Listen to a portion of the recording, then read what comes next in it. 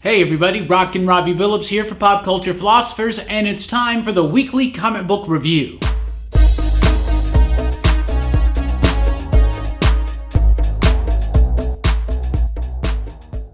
That's right everyone, the weekly comic book review is the show where I read a lot of comics and I let you know what I thought about them, and we always start with the pick of the week, and this week's pick of the week, Doom Patrol number 6, the long-awaited finale to the first arc of Gerard Way's Doom Patrol. I adore this book. I love it. I make no secrets about that here on the weekly comic book review.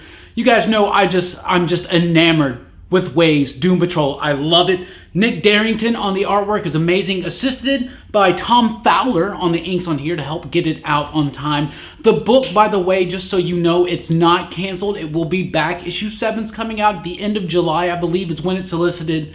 The team just needs some time to get the next arc, a head start. So I'm down for that. I'm down for waiting so that it's not late when it is coming out. I think they should take the Image Comics approach, maybe with Doom Patrol, for instance, where they do a story arc and take a month or two off and then come right back at it. This book, though, was a fantastic conclusion to his first arc, which encompasses, of course, the first 6 issues. I just thought it was great. All the threads came together into one nice little package. All Doom Patrol fans and new Doom Patrol fans, it's great. It's perfect. The team has come together. I love it. It's a perfect blend of the old and the new, and it's fresh, and it's cool, and it's trippy, and it's psychedelic, and it's weird, and it's colorful, and it's awesome. Doom Patrol is an amazing book, and you should totally read it. Now, of course, we will have Brick by Brick. That's the name of this story. We will now have that coming out in trade paperback very, very soon. So be on the lookout for that, because Doom Patrol is awesome. And have no fear, because it is coming back. So that's the pick of the week. Now let's get to the other book probably that you're really expecting me to talk about. The Flash, number 21, with the cool lenticular cover right there. Last week's, this is the button part 2. Last week's part 1 was in Batman number 21, and it was amazing. It blew us away. I'm still not going to try to spoil it here, even though this cover kind of gives something away. But I did a review on that, specifically spoilers included. I'm going to do the same on this one, so be on the lookout for that coming soon, next day or two. I'm going to go right into this book. Overall, though, it's pretty good. It's not as solid as the Batman one. I thought it was all right. It does rehash what happened before. It picks right up where the Batman 21 left off. It's cool. It's a logical progression of where it's going to go. It's exactly where I kind of thought they were going to go, with a few little twists in there, a few little unexpected appearances of things. But Howard Porter does the artwork on here. I thought Jason Fabok was going to be doing all of the artwork, but apparently Howard Porter is doing the Flash parts. So that's really nifty. His artwork's actually really solid here. It goes up and down throughout the years, Porter does, but this is some really, really good solid stuff. Doesn't really mesh with Jason Fabok's style that well, so that's going to be weird when the trade paperback comes out. But it's really cool. It's got neat surprises. It's got a cool ending. It's just not as impactful. It doesn't feel as big after what happened last week, but it's still a great issue. Really fun, exciting chapter in the Button story, and I cannot wait to see what's about to happen, because some serious stuff could be happening. Like, serious, it's a big deal, big deal. Action Comics came out this week, 978. I love Superman books. I've been loving them like crazy. Action Comics is not quite as good as Superman, but Action Comics is really, really fun. What Dan Jurgens has been doing, the writer, who's been writing Superman for like a long time, off and on. He wrote Superman back in the day, in the 90s, for instance, The Death of Superman and The Wedding of Superman, all that stuff. That was Dan Jurgens. Electric Superman. He dominated Superman writing in the 90s, him and a few others. Dan Jurgens is taking another stab at it, and what he's doing is he's retelling this new history of Superman in the post-Superman Reborn, DC Rebirth / post-New 52 universe, right? So we get all this stuff going on, DC Rebirth and the Watchmen, all that neat little stuff. There is a Mr. Oz reference in here, so there is a little bit of a Watchmen alert, of course, always in these Superman books, totally. But they're retelling the history that, like, how does it mesh up? Because New 52 Superman and pre-New 52 Superman, their histories have been merged into one, right? So it's kind of going to iron that out. Mostly it picks up stuff from Jeff Johns and Gary Frank's book, Superman Secret Origin. If you've never read that, it's actually really cool. Origin of Superman, and it seems like that is the origin of Superman currently in continuity. I'll throw a link down below to Amazon where you can pick up the book at a really good price, help support PCP. Seriously, Superman Secret Origin, Jeff Johns, Gary Franks, really, really good book. Check it out. But that seems to be canon again. And what gets really neat here is that they start doing some really nifty things with the history of the New 52 era Superman and Jonathan Kent being born.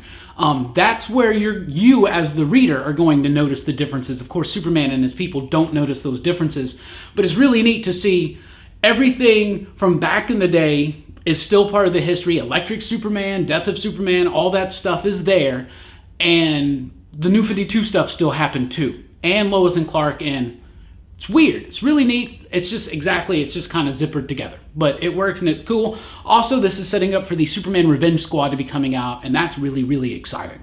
Super exciting. If you've been reading this book, it's like some of Superman has an amazing rogues gallery. By the way, I'm just going to say, people kind of sleep on his rogues gallery. They're always like, Batman's got the greatest, Spider-Man. Well, they do. And the X-Men, they're like amazing. The Flash, but Superman.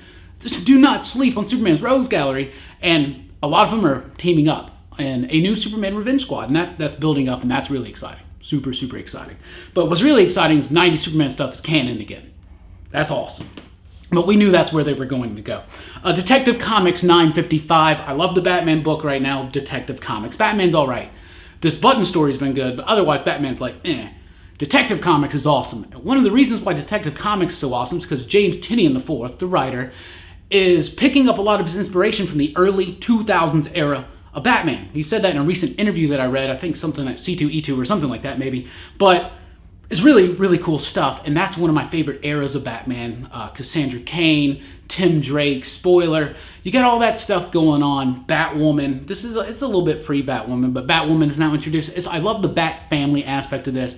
But that early 2000s era Batman is some of my favorite stuff. Greg Rucka was writing Batman then. Ed Brubaker and Brian K. Vaughan even at a little short stint.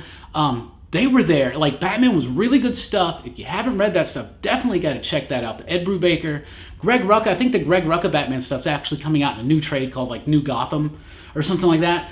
When that comes out, I'll let you know because that stuff is awesome. This harkens back to that. I love it. I love the character of Cassandra Cain. This is a great spotlight on Cassandra Cain. She used to be Batgirl. Now she's Orphan. Maybe we can get another name for her. That would be cool. Who knows after the course of events in this issue, but it's really fun, exciting. This League of Shadows story is reaching near its conclusion, and this is a really good spotlight on Cassandra and how BA she is. So that's really, really cool. Wonder Woman number 21. I love Wonder Woman. I think it's great. I think it's been getting better and better. And Greg Rucka's vision, the writer, Greg Rucka's vision for this book, and its alternating stories, present day and past, his vision is starting to become way, way clearer. Like way more clearly. So that's really cool. Really sad to hear at C2E2 that Greg Rucka is leaving after issue 25, at least for a time. Who knows for how long. He'll come back maybe eventually. I mean, this is not his first crack at Wonder Woman, to be honest. His previous run's actually really good too. But this stuff is amazing. It's really cool. I cannot wait to see how this story is going to end and how it ties into DC Rebirth, because it really, really does. When everybody talks about the DC Rebirth Watchmen stuff, no one's talking about what's going on in Wonder Woman. But it's some serious stuff. Wonder Woman's found out that pretty much everything about her past or her origin or any time she's been back to Themyscira, Paradise Island, it's all been a lie. She doesn't even know what's going on. She remembers 2 or 3 or even more different histories, different courses of events. Wonder Woman's got a really convoluted history as far as DC characters go. I know that's saying a lot, right? But I'm just really curious to see what the Watchmen influence is going to wind up being, and is there going to be something really big revealed at the end of Greg Rucka's run in 25? Be on the lookout, guys. Don't sleep on this book. Wonder Woman's really good stuff. DC did a little experiment. Batman the Shadow, Scott Snyder, Steve Orlando teamed up to do the writing. The artwork is by Reilly Rosmo, which is a fantastic artist. I remember a book called Green Wake that he was the artist of. I really liked it. The artwork is neat. I like his style. The story was kind of boring to me. Didn't really like it. I'm not the hugest fan of The Shadow. I thought the movie's kind of doofy, but I did like it when I was a kid, and it's got a nostalgia factor for sure, especially the action figures. Like, absolutely, that stuff really gets my nostalgia bug going. But I don't know. I don't have like a super crazy affinity for The Shadow. So this book, it didn't really do much for me at all. I thought it was kind of dumb, and I really don't like when they force in stuff from the movies and Ducard, Liam Neeson's character, but not the Ra's al Ghul part. That's kind of, I don't know. I didn't really like it that much, but the artwork was really, really cool. So that's cool. Shadow fans, you're gonna love it. Maybe. I hope so. I don't know. Kind of had a cool ending. Teen Titans number 7. I got really hyped at issue number 6. I read like 1 and 2 in the Rebirth one-shot, and I stopped reading it, but I read issue 6, and I liked it because Aqualad's coming back. That's right, Jackson, what's his last name? Oh my goodness. Jackson, I can't remember his last name, but Jackson, of course, is the current Aqualad. He was introduced right before the New 52 stuff started, so it's nice to see him be coming back. And I liked issue 6, but issue 7 was kind of dumb. I thought it was really, really dumb. The course of events, things were illogical. It didn't make sense. The artwork was all right. It wasn't the greatest, but it wasn't the worst either. But I don't know. The story was, I mean, there's just a lot of, I don't know, there's a lot of missteps in the story. I don't know. I don't know. I didn't really like it. But the ending was really, really cool and very, very hype. So that's really neat. So that's what I'll say about that. The Commandy Challenge number 4. Yet another really fun, explosive, action-y and just fun, you know, chapter in the Commandy saga. It's a big tribute to Jack Kirby. It's his 100th birthday this year. And this book is just great. Each issue, there's a different team on it, and they have to resolve the crazy cliffhanger left behind by the other team from the prior issue. And the way that James Tynion IV and Carlos Deandra handle their cliffhanger and set up their cliffhanger is really cool. Like I said, it's really fun and explosive. James Tynion IV did a good job on the script. Deandra did a really good job on most of the pencils. Really solid, good, fun, cartoony, explosive, awesome stuff. So if you like Kirby, if you like big, explosive, big, bang, boom, Kirby crackle type stuff, you're going to check it out, right? So check it out. Let's switch over to Marvel Comics. Ben Reilly, Scarlet Spider, number 1 came out this week. When I was younger, I loved the character of Ben Reilly. Never more so than when he was Scarlet Spider. And I have mixed feelings about the character after Clone Conspiracy. I hope they get ironed out in this new series by writer Peter David and artist Mark Bagley. But first issue didn't help me at all. I don't like the new Ben Reilly. He is completely unlikable. He's a D-bag. I don't like him. I don't like him. I don't want to read his book. I don't even want to see his road to redemption. I want the real Ben Reilly to just come out and be like, ha, you're actually a clone. Like, I wouldn't even mind that cheesiness just to kind of undo this. I didn't really like this book at all. It felt rushed and sloppy, and I don't know. I did not like this at all. I'm going to keep trying to, I don't know, I'm going to try to read it, but they've turned Ben Reilly into the Jason Todd of Spider-Man. And I am not down for that. You can quote me on that. X-Men Gold number 2 came out. Ardian Seoff, all the controversy, none of that stuff's in here. But he is going to be on issue 2 and 3 because it's already done. But he is going to be off the book from that point forward. But he does do the artwork on here. And all the controversy aside, he does a really bad job. It's not very good. It's sloppy. It's rushed. It's not very good. It's like, I didn't have nice things to say about the artwork on issue 1. And the problems are even worse in issue 2. The story is okay. The story's a little mediocre. It's a little just kind of sloppy. I think it's in story and art, this book's just a little sloppy. So, I don't know. I didn't really respond too well to issue 2 of this book. I thought issue 1 was all right. They were trying to feel like the old school X-Men book again. And it does continue in here. There is an awesome scene with an old school villain redone for today. That's really cool and does get that nostalgia factor going that we were talking about earlier. And I'm going to keep reading this book to see what direction they take the X-Men in, but I do want it to tighten up in its artwork and in its script, you know. But seriously, come on, guys, work on that book. X-Men Blue number 2, however, surprisingly, I loved this book. I thought issue 1 was really good, and I was surprised too because I hadn't been following the all-new X-Men, you know, the young kids that are brought back today, taken out, displaced from their own time. That story bored me after about 20 issues of it with Brian Michael Bendis, and I never really caught back onto those characters, but I love this comic book. It's so fun. It feels like what an X-Men comic should be. I know that X-Men Gold, I was trying to pick it up, I know that X-Men Gold's got some of the characters we're more familiar with, and I know that part of the joy and love of the X-Men we all have is because of characters like Wolverine, Nightcrawler, Colossus, Gambit, Storm.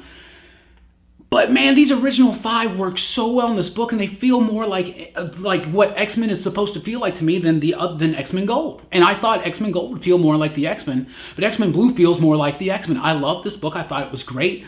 Artwork by Jorge Molina, right? Yeah, Jorge Molina and Cullen Bunn.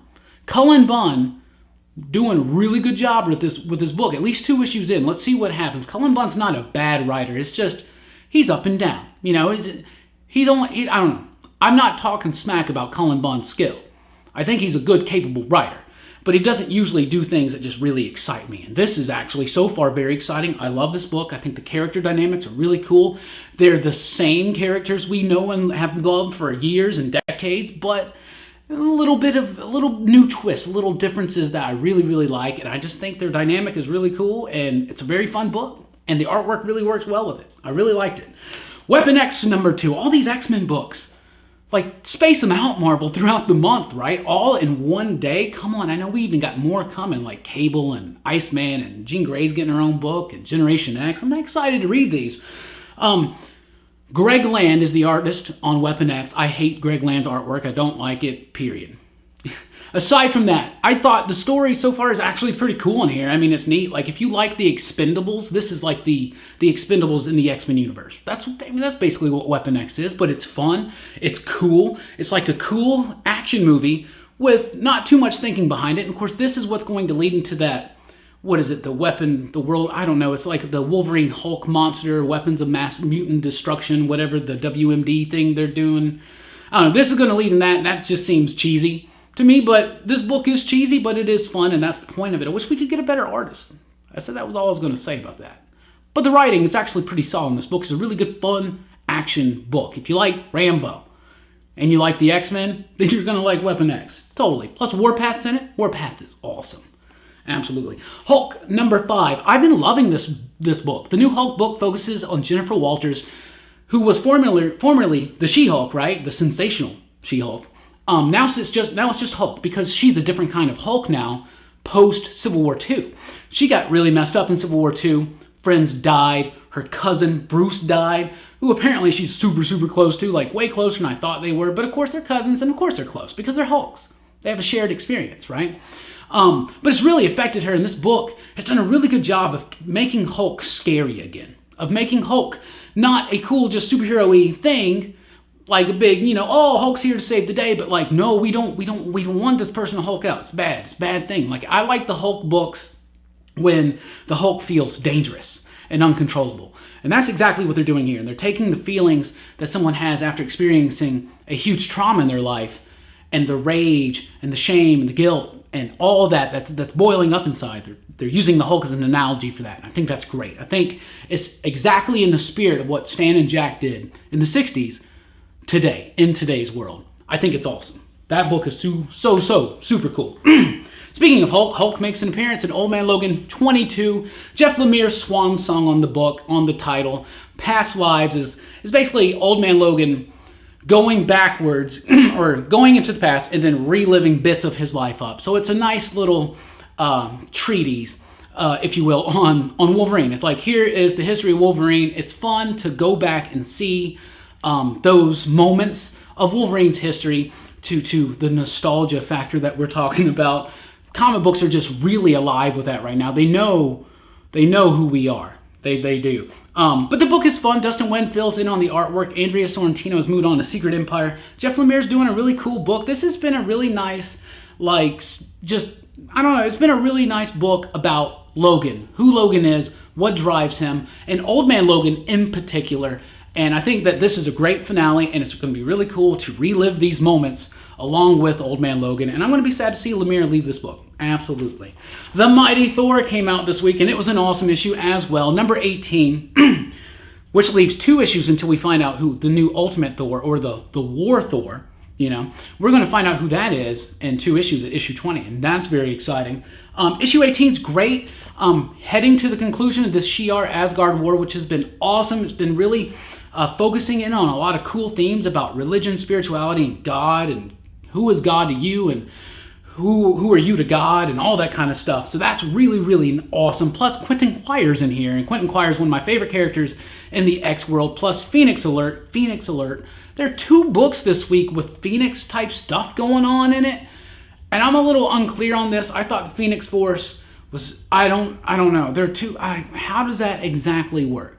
I'm going to have to Wikipedia this and then go, of course, and read a lot of stuff about the Phoenix and learn a little bit more about the history. If anybody out there can help me out, are there multiple Phoenixes out there? Or can more than one Phoenix exist? And what happened to the last time we saw the Phoenix, which I thought was at the end of Avengers vs. X-Men? So if I'm missing something, someone please let me know. But Mighty Thor is great. Aaron Dodderman, great artwork, complex yet simple. Matt Wilson on the colors. It's luminous. It's great. It's illustrious. This book is so good. Jason Aaron's Thor run's been really good, and the Jane Foster stuff in particular is really, really cool. Highly recommend it. Infamous Iron Man number 7. Number 7. This book goes up and down on me. I'm a huge Fantastic Four fan, and I'm a huge Doctor Doom fan. Doctor Doom's one of the best characters in fiction. Period. Absolutely. That's what I feel. So seeing him through this road of redemption is interesting, and I like that story for him. But as Iron Man, I don't know. I want a little bit more Doom-like, less Iron Man, but it's still a cool book. I do like it, and I really, really did like this issue. At first, the issue was kind of wonky. I didn't really like the whole thing with all the villains and the Doom and all that. It was all right, but then by the second half of the book, I really started liking it. There's a great conversation between Benjamin Grimm, the Thing, and Victor Von Doom, the infamous Iron Man, the Invincible Doom, right? But Doom and Ben had this great conversation. I love it. I felt like it was sincere. I felt like that is exactly the conversation they would have. And the ending, I don't want to spoil anything, but the ending made me leap for joy. Leap for joy. Because if it's only for 2 pages next issue, I'm super happy again. Just super, super happy. Super, super happy. If you read it, you'll know what I'm talking about, especially if you know me. The Thanos number 6, Jeff Lemire. What's his last issue in Thanos? I'm going to have to look that one up. But this book, I didn't really like it at first. And I started souring against Thanos just as a character. Because so many people, especially because of the popularity of the character, because of the cinematic universe, the Marvel Cinematic Universe, the movies.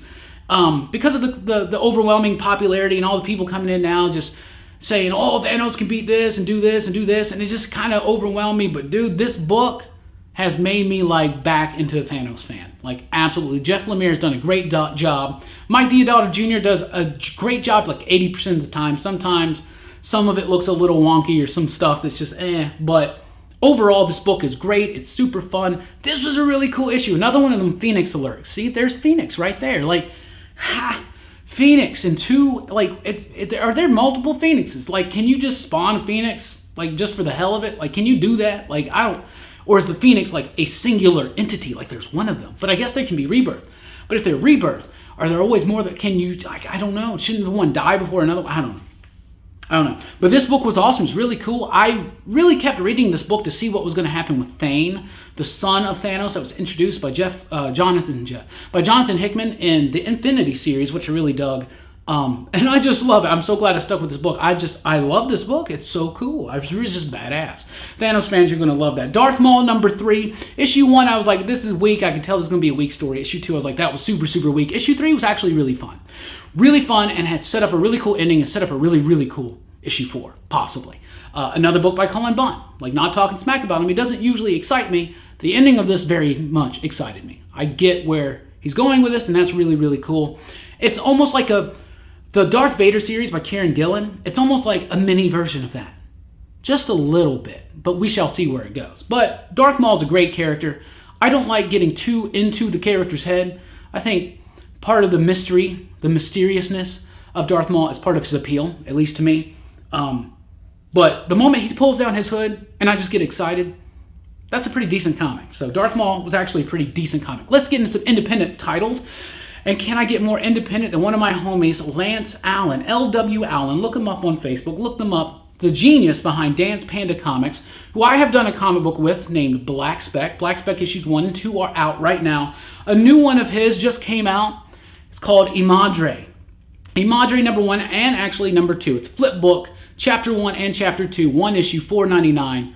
Great book. I know he's my friend, so of course I'm going to say, actually, I would just plug his book if I didn't really like it. I really like this book. I think Lance's work is getting better and better, and working with him on Black Speck, I get a little bit into his creative process. I see a little bit about how his mind works. He's got great ideas, and he is just learning he's just learning how to execute those ideas on page so well. His coloring is getting so good. Claudio Muniz, who is the penciler on Black Speck that we worked on, is the penciler on this, and the two of these guys have just got it. It's good. It's a great book that's like dealing with mythology, which that's always going to appeal to me. But I loved it. I love this cool little flip book format, and his covers are always so cool. He's got a great sense of design.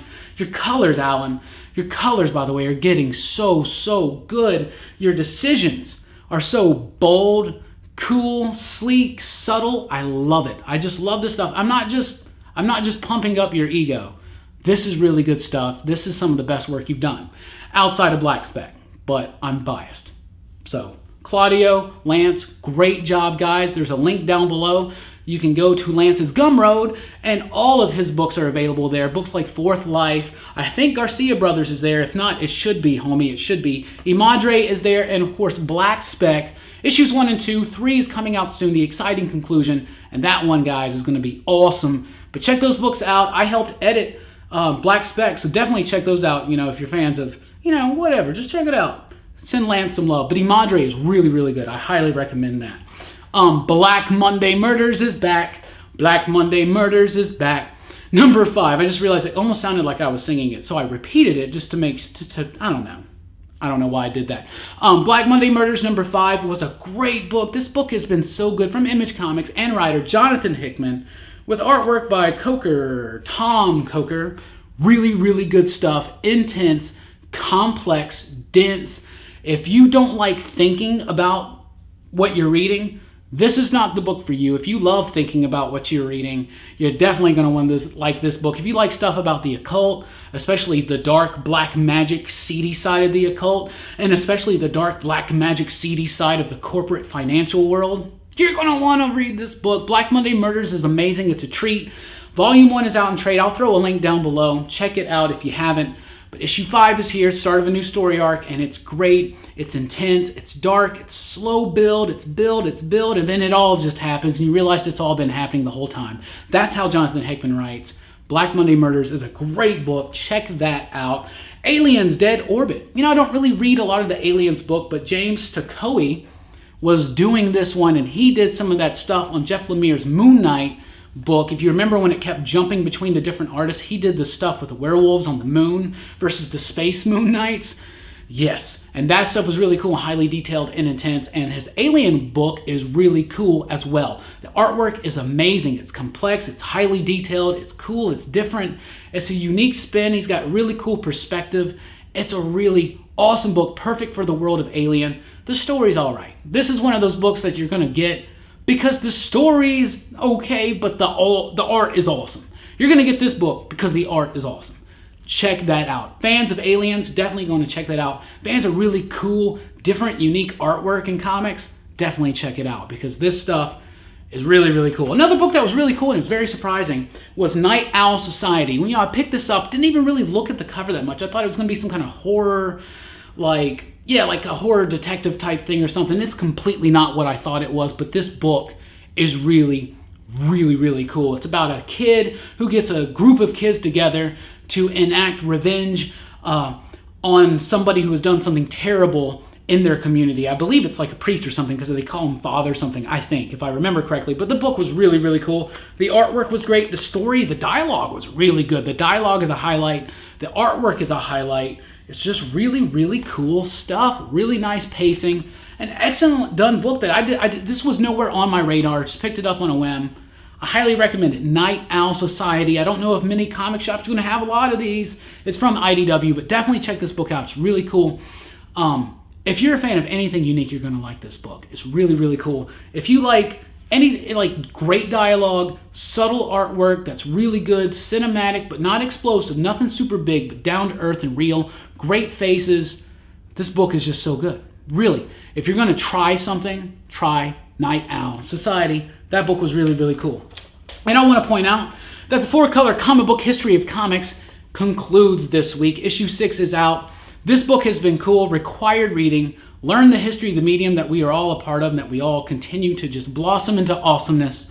Blossom into awesomeness. I like that. Blossom into awesome. But this book is awesome. It's really cool. This kind of catches us all up to a point.